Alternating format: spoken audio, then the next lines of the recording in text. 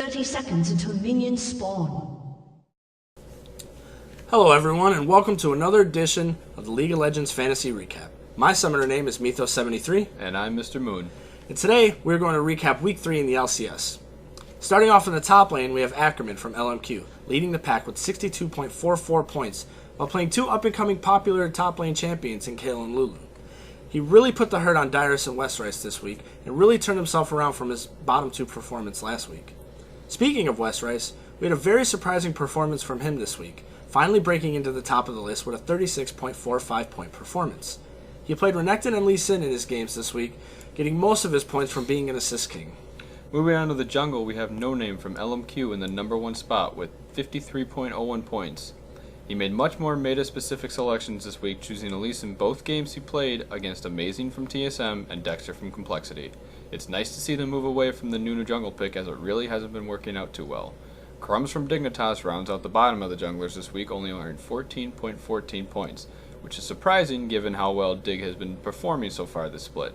Despite playing two very powerful champions in Elise and Lee Sin, he was unable to have the impact of his lanes that he has normally been having. Our mid lane was also topped by LMQ this week, with Zhao Zhao earning the top spot with 62.83 points.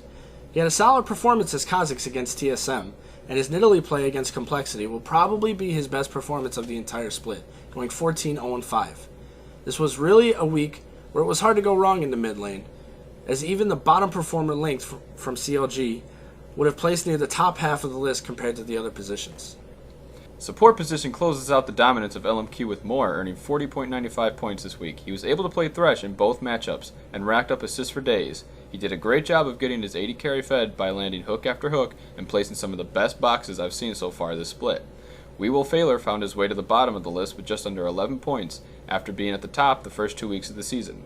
He brought out a Sona support, which we haven't seen in a long time, and it really didn't work out very well for them in the end, getting 4 deaths and only 1 assist. The 80 carry spot gets us Woolite at the top for a second straight week, earning 51.80 points. Despite the continuing struggles of the Copenhagen Wolves, Woolite has been the bright spot on a team that only has 2 wins so far this split. With our bottom 80 carry outscoring over half the top laners in all the LCS, there was really no losing when it came to whoever you decided to start this week. And rounding out our rosters, we have Alliance as the top scoring team with 40 points. With most of the other teams hovering in the mid-20s, Alliance had another 2-0 week and took basically every objective that was available for them to take. Our bottom team is Curse, who has continued to struggle against opponents of every level. They're having a very difficult time staying in games, and considering they're playing Dignitas and LMQ next week, I don't see them coming off of the bottom anytime soon. And that's going to wrap things up for us here. Thank you very much for joining us for the League of Legends Fantasy Recap. And if you enjoyed this video, please remember to like and subscribe so you don't miss any of our other League videos. Thank you for watching, and we'll see you next time.